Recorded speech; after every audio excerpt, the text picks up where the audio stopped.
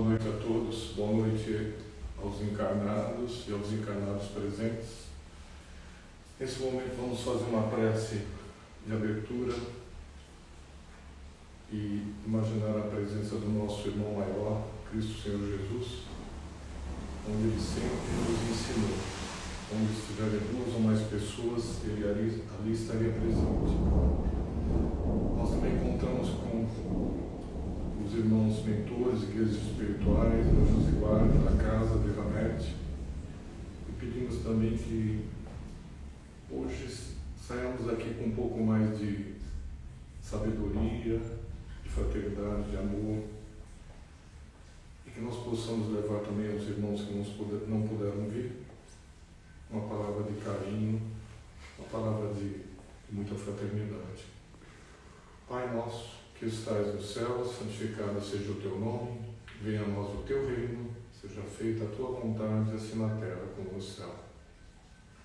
O pão nosso de cada dia nos dai hoje, e perdoai as nossas ofensas, assim como nós perdoamos aqueles que nos têm ofendido, e não nos deixeis cair em tentações, mas livrai-nos de todos os males.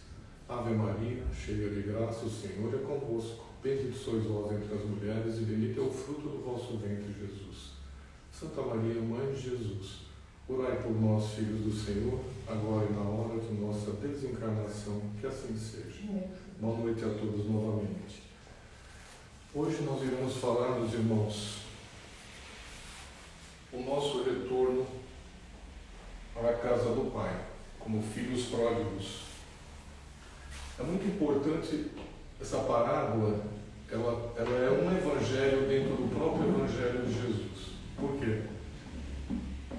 Jesus deixou inúmeras palavras. As palavras e parábolas. As parábolas de Jesus nos remetem a um conhecimento muito forte. E o conhecer Jesus, nós conhecemos todas as verdades pelas quais ele veio colocar nesse planeta. Principalmente na época daquele judaísmo ortodoxo que existia lá atrás, onde existia o medo de um Deus teoricamente cruel pela teologia, que machucava, que derrubava, que não permitia nada que acontecesse em termos da religião. E com a vinda das parábolas de Jesus, o que acontece? Posterior à sua partida, os quatro grandes, que seriam Mateus, Marcos, João e Lucas, Lucas escreve na sua imaginação, no capítulo 15, de 11 a 32, falando sobre a parábola do filho pródigo, ou como é conhecida a parábola dos dois irmãos. O que ocorre nessa parábola? Hoje a gente tem duas situações no planeta. Nós temos aqueles que são obedientes e aqueles que são egoístas. E se nós unirmos em círculo os dois, fizermos como se fosse uma lemniscata, um 8 invertido, nós teríamos exatamente a humanidade, o que ela está sendo hoje. Uma humanidade egoísta e uma humanidade desobediente ao mesmo tempo. Então, se a gente for criticar os dois filhos, um é obediente demais, permanece dentro de casa, quer tudo para ele, fala para o pai que quer permanecer com as coisas do pai e critica o irmão que partiu, esse irmão teoricamente desobediente, que parte para a loucura. Quer dizer, o que é o pródigo em si? Significa aquele que saiu gastando, aquele que saiu em desabalada carreira, aquele que queria saber de tudo, aquele que queria viver. A realidade é essa. Esse irmão que sai, antes de sair, o pai dá metade de tudo para ele. E o outro que fica não se conforma, porque, pai, eu sempre o ajudei todo esse tempo. Quer dizer, você vai dar tudo para ele. E o pai dá, e existe um questionamento no judaico, na teologia judaica, que fala o seguinte: o pai na época era muito respeitado.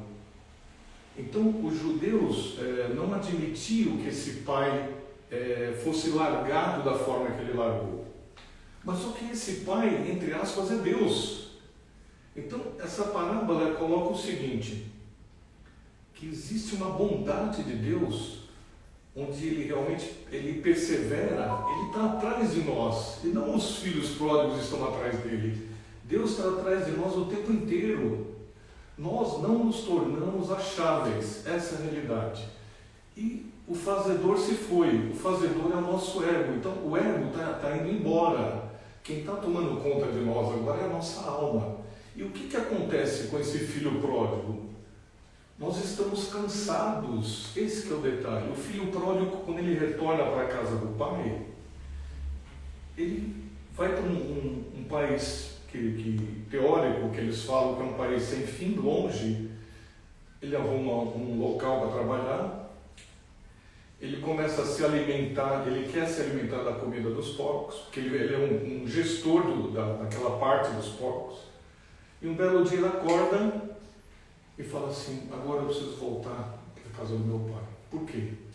Ele acordou porque, entre aspas, essa prodigalidade fez com que ele tivesse uma consciência e uma expansão dessa consciência em retorno ao caminho, à fonte que está dentro de nós. Quer dizer, por mais que nós não queiramos, o caminho de retorno vai ter que ser feito de alguma maneira, em algum tempo, de alguma forma. Então, o que ocorre hoje? O planeta inteiro está cheio de filhos pródigos, filhos inertes, filhos que são devagar, filhos que não querem trabalhar, filhos que têm inteligência, mas não sabem aplicar essa inteligência na sua profissão. Nós temos atores, atrizes, temos cientistas, temos nas religiões em si pessoas que são acomodadas, não se preocupando nesse retorno, que esse retorno poderia ser o seguinte: ele faz bem para nós que somos filhos de Deus, buscar esse retorno o mais rápido possível, não desencarnarmos nem partirmos, mas sim nós nos conscientizarmos e fazermos as pazes com o divino, com a providência e a previdência divina. Esse é o detalhe. Então o que ocorre? Hoje nós temos ociosos que estão no fundo do poço. Temos aqueles que buscam a solidão nas drogas, no álcool, no sexo desvairado, nas festas que não levam a nada. Temos pessoas que fazem inimizades o tempo inteiro. Temos pessoas que querem retornar de alguma maneira, mas têm receio desse retorno, porque eles ficariam atrelados e presos a quaisquer religiões, esquecendo que o átomo semente de Deus está dentro do nosso coração e que a alma prevê isso. Quando a alma quer, ela faz tudo o que nós precisamos fazer sem que nós precisarmos escolher nosso caminho. Às vezes a gente pode colocar uma situação assim: vida, vai e resolve, e vai resolver. Alma, vai na minha frente e resolve o que eu preciso que você resolva. Por quê? Essa alma já sabe tudo o que tem que acontecer conosco, só não sabemos o físico, porque nós somos impotentes para isso.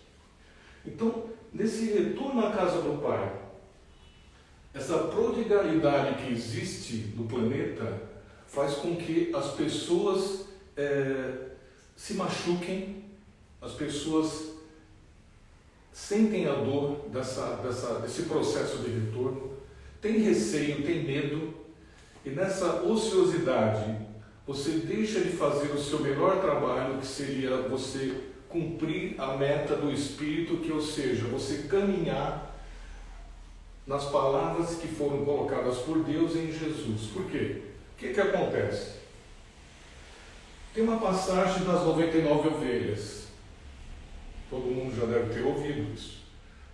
Uma se desgarra e aquele pastor, que na realidade, entre aspas, é Deus, enquanto ele não capta essa ovelha para dentro do local onde ela deve estar, ele não sossega. Então, cada um dos filhos pródigos é uma ovelha que se desgarrou desse processo rumo ao Pai, rumo ao processo de caminho ao Pai. Então, existe uma passagem que fala: nenhuma ovelha será perdida. Por quê? O que está acontecendo com os pródigos? Na ânsia da busca, nós chegamos na porta de entrada e voltamos para trás, pensando nos lobos, que é o materialismo, pensando nos lobos, que são os caminhos errados, pensando nos lobos, que são todas as coisas que nos fazem mal. Eu estou com um pensamento firme de ir à fonte. Estou caminhando. Esse caminho é curto e ao mesmo tempo é longo para alguns. Esse caminho é opulento e para uns é riqueza, para outros é pobreza e para outros é deficiência. Eu estou caminhando, estou chegando na porta. Eu viro as costas e quando eu olho para trás, o mundo me capta, me pega, me derruba. Aí eu volto, vou lá para o fundo do poço. Então, a cada vez que eu tento subir, existe até uma colocação, na busca da ascensão, eu tenho a descendência que me joga para baixo, fazendo com que eu passe exatamente naquele ponto onde eu tentei ascender, entendi aquela minha ascensão, eu volto para ela e de repente eu dou um salto novamente para poder evoluir. Então, a nossa caminhada ela é cíclica, o tempo inteiro. Então, essa humanidade, esse eixo dos dois irmãos, que é o desobediente e o outro que é o do mundo, é o mundano. O melhor deles é o que foi desobediente. Por quê? Porque ele saiu para a luta, ele pegou os talentos que ele tinha, foi buscar, ele não enterrou esses talentos, e quando ele descobriu que o talento maior dele seria o retorno à casa do pai, ele volta com tudo, desenterra aquilo de dentro dele e pede perdão e vem voltando. Vem voltando, e quando ele retorna, o pai fala assim: mate o melhor dos meus animais cevados, meu filho que estava morto retornou, ele está vivo. E ele vem correndo para o filho. Esse filho somos todos nós da humanidade. E esse pai é Deus. Ou seja, ele está sempre nos procurando e nós não deixamos ele nos achar, como eu falei no início. O irmão vendo isso, o irmão não se conforma. O irmão é egoísta. O irmão é egoísta e é essa humanidade egoísta que nós estamos hoje. Vivemos hoje num momento onde a parte bélica dos locais, dos países, atacam locais onde não tem a parte bélica, ou seja, existe um armamentismo de ataque, é egoísmo. Hoje existe uma desgovernança, hoje existe ataque, existe homicídio, existe raiva, existe ódio. Por quê? Porque o ser humano ainda não achou o seu lugar na busca eterna desse aspecto e desse ser chamado Deus universal e divino. Enquanto nós não situarmos isso dentro do nosso mental, dentro desse nosso semente, essa semente dentro de nós, buscando um caminho correto, nós vamos estar sempre no lodo, sempre no abissal. Essa é a realidade. Então, o que ocorre? Cada vez mais essa prodigalidade se faz presente, e isso a gente percebe isso em quaisquer níveis que nós estamos hoje praticando. Não tem como não deixar de ver. Esse retorno para nós, isso será cobrado. Por quê? Tem gente que fala assim: eu não preciso pedir nada para Deus. Tudo bem, Ele sabe quem eu sou e eu sou aquele que Ele é. Então, eu sou aquele dentro de Deus. E se eu sou dentro de Deus, eu sou único, então não preciso pedir nada. Mas, dentro desse aspecto da busca, nós passamos por várias situações. Às vezes, como um sol que ilumina e tem uma nuvem e eu não vejo os raios. Tem horas que Deus se afasta de nós e tem horas que Deus aparece e nós ficamos o quê? No meio da terra, no meio do terreno. Então nós não sabemos se temos a fé, a crença ou a descrença que fica no meio. Deus ele briga com a gente e Ele gosta da briga. Ele gosta que você invoque Ele gosta que você faça a provocação para que ele possa retornar para você no momento que ele deseja, não quando você quer. Então, muitas vezes, existem passagens também, o que está acontecendo hoje também? Todo mundo ouviu falar de Zaqueu, pequenininho, embaixo ficou em cima da árvore, ele era pequenininho para ver Jesus. Quantos Zaqueus hoje não existem nesse planeta, perdidos, querendo retornar ao Pai, tem vergonha, tem medo, não quer ser cobrado. Outra passagem, Paulo. Quantos Paulos não existem hoje no planeta Terra que gostariam de retornar, de receber assim: você está errado, por que você está me buscando? Vem que eu estou te esperando. Então, é muito importante que nesse momento dessa transição, existe uma transição forte onde consciências do planeta Terra estão sendo suprimidas. A gente sabe, cada vez mais existe um processo de retirada de pessoas no planeta Terra, assim, rapidamente, em massa, pela própria transformação do planeta. A gente sabe que daqui a 30 anos já inicia essa regeneração, que já vem vindo de longa data, devagar. Então, o que ocorre?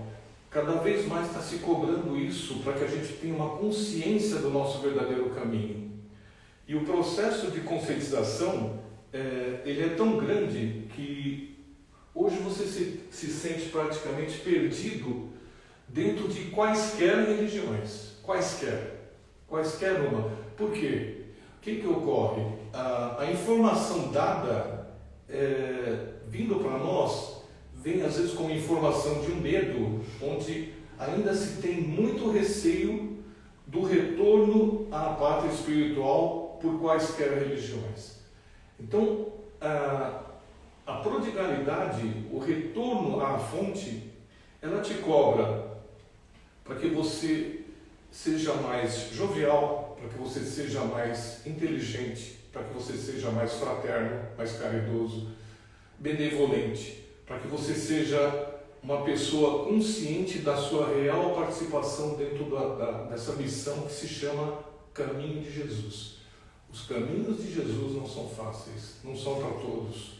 Todos têm a chance de chegar lá, mas todos que fazem essa pergunta têm receio de serem cobrados posterior, porque não sabem realmente, não confiam nem neles mesmos e não confiam nas palavras ditas por aquele nosso instrutor há mais de 2000 anos atrás, que nesse momento ainda teólogos se jogam em cima da mesa tentando entender as palavras desse homem que na época ele foi assim, ele disse que o homem era um paradoxo e Jesus era o próprio paradoxo. Por quê? Porque ele tinha o bem e o mal, ele não jogava nenhuma dos dois, ele jogava de uma forma universal, onde ele pegava as pessoas e falava assim: tua fé te curou, você vai ser curado se você confiar, vai que a tua fé está te curando, e deixava com as pessoas que estavam naquele momento a sua própria individualidade, a receptividade e reconhecer a verdadeira palavra presente dentro desse instrutor que passou pela terra, o maior instrutor de todos os tempos. Então, ainda não se consegue entender a colocação de Jesus, o Cristo, dentro desse processo. Muitos podem falar: não, mas tem coisas que estão fora, nós estamos em 2023, hoje é tudo moderno, culturalmente diferenciado, a base fundamental está colocada lá, a gente não pega se não quiser. As bases de lá são leis, todas as leis, onde a lei maior se resume no amor, todas essas leis têm que ser respeitadas. E o grande aspecto, tem uma passagem de Emmanuel, do livro A Caminho da Luz, que ele fala assim: Deus deu ao homem a ação, Deus deu ao homem o equilíbrio e Deus deu ao homem a beleza. Esses três itens, se o ser humano não conseguir pegar, ele não vai entender absolutamente nada desse caminho que ele está tentando chegar. Ele tenta chegar ao cume da montanha, ao topo, ao cimo. Quando ele chegar lá, ele vai ver que se ele não tiver uma base fundamental forte, ele se destrói, ele cai e não consegue recuperar. A vida dele entre ruínas.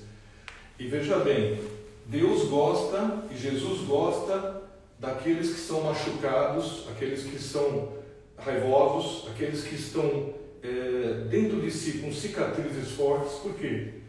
Esses para ele são os verdadeiros filhos. Por quê? São os desobedientes que buscaram de alguma maneira sair daquele quadrado onde o obediente egoísta, ele só pensa nele o tempo inteiro, ele só pensou nele toda a vida. E a gente sabe que o egoísmo foi colocado justamente para nós como espírito, para que nós possamos galgar posições, mas também nós devemos virar para trás, dar 2 passos atrás e falar o seguinte: esse egoísmo me ajuda, mas ele também, eu preciso tentar contornar ele para que eu possa chegar onde eu quero, sem prejudicar, sem maltratar e sem devolver àquele que é meu próximo esse egoísmo. Eu tenho que ter essa condição. Então, nos foi dado isso para que a gente pudesse conseguir nossos intentos no bom sentido. Mas, infelizmente, a gente leva um tempo físico para poder entender essa situação dessa maturidade. É só as pessoas questionarem o seu coração. Nós temos 2 corações, um espiritual e o coração verdadeiro. No meio desses 2 tem uma semente pequenininha que é a alma, que é uma forma muito espessa, que ela está sendo colocada, e essa alma ela fica ali como se fosse uma bolinha entre esses 2. E a alma, ela vai te traduzir. Ele fala: você quer ter certeza do caminho de Deus, de Jesus? Busca o teu coração. Quando você tiver dúvida, faz a pergunta assim: o que eu vim fazer nesse planeta? O que eu vim ser? Eu vim ser o quê? Um líder? Eu vou ser uma pessoa inerte? Eu vou ser uma pessoa altruísta? Eu vou ser uma pessoa resiliente? Se nós conseguirmos nos perguntar isso, nós vamos ter essa resposta da nossa alma dentro de nós, porque ela responde imediatamente, porque ela está ligada ao nosso coração espiritual. E nós precisamos desse coração espiritual para que a gente possa fazer o crivo de avaliação dessa nossa vida dentro desse planeta. Porque se nós não tivermos esse crivo, a gente não consegue galgar tudo aquilo que a gente se colocou. E, voltando lá atrás, às vezes Deus se afasta mesmo, Ele gosta da briga, às vezes Ele retorna, porque Ele gosta da briga, e às vezes Ele espera. Ele fala assim: eu quero buscar aqueles que estão no meio, porque tem obediente e egoísta. Eu quero buscar os que estão no meio. Os que estão no meio são aqueles totalmente perdidos, que ainda não entenderam que eles foram colocados aqui embaixo e que eles têm um retorno, eles têm uma forma de vivenciar. Eles precisam devolver isso que eu dei para eles, que é essa vida. Eu dei para eles o templo, que é o corpo. Eu dei para eles amigos, dei família, dei o lar, dei inteligência, dei a consciência. Eu dei tudo isso para eles. E eles estão absortos, estão inertes, estão lerdos, mornos. Por que eles não acordam? O momento de acordar é esse. Mais do que nunca nesse momento, irmãos, nós temos que... Eu sempre falo isso. Vamos olhar para trás. Nós estamos hoje dentro de uma ponte. Chegamos no meio da ponte. Está vindo agora, entrando agora a nossa regeneração. Não dá mais para dar um passo para trás e voltar. Tudo que foi feito, já foi feito. Dependendo da idade, já foi feito. Tudo que nós precisamos fazer nesse momento agora é andar para frente, caminhar e só agradecer. E pedir para que nós possamos ter força para o retorno a essa fonte que é o Pai. Porque essa prodigalidade, esse esbanjamento, esse gasto, essa prodigalidade tem que reverter como trabalho feito, que trabalha a evolução, tem que reverter como um fraternal, vamos falar assim, um amor fraternal, reverter para os nossos irmãos um reconhecimento. Temos que reconhecer em nós, filhos divinos, filhos da providência, que nós estamos a caminho dele algum dia e que nossas obras são para nós não fazemos obras para ninguém nem para se salvar.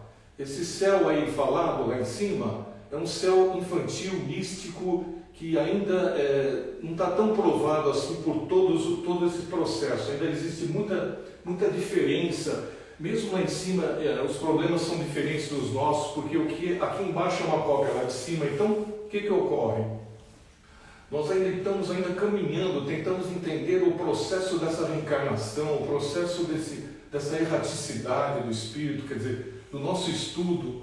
Então, o que nós temos que fazer, irmãos? Agora, vamos raciocinar, vamos mentalizar a nossa presença em Deus e Jesus.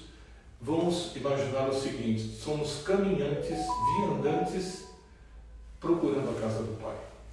E nesse momento, então, é a prece que nós vamos fazer agora, pedindo a Deus e a Jesus que nós possamos retornar com sabedoria, com paz e calma e tranquilidade onde nós estamos, e que tudo isso que foi falado que reverta para nós como um processo de crescimento. Fechemos os nossos olhos, mentalizemos a presença do nosso irmão maior e de toda essa equipe maravilhosa que esteve aqui conosco, desses irmãos encarnados, dos irmãos desencarnados também que aqui estiveram no aprendizado, ou tiveram a permissão de entrar aqui para aprender. E vamos nesse momento fazer a oração que nos foi ensinada. Pai nosso que estais no céu, santificado seja o teu nome, e venha a nós o teu reino, e seja feita a tua vontade, assim na terra como no céu. O pão nosso de cada dia nos dai hoje, e perdoai as nossas ofensas, assim como nós perdoamos aqueles que nos têm ofendido, e não nos deixeis cair em tentações, mas livrai-nos de todos os males. Ave Maria, cheia de graça, o Senhor é convosco, bendito sois vós entre as mulheres, bendito é o fruto do vosso ventre, Jesus. Santa Maria, Mãe de Jesus, orai por nós, filhos do Senhor, agora e na hora de nossa desencarnação, que assim seja. Em nome de Deus, em nome de Jesus, nós agradecemos e muito obrigado a todos, que Deus permaneça com todos vocês, assim seja, graças a Deus e graças a Jesus.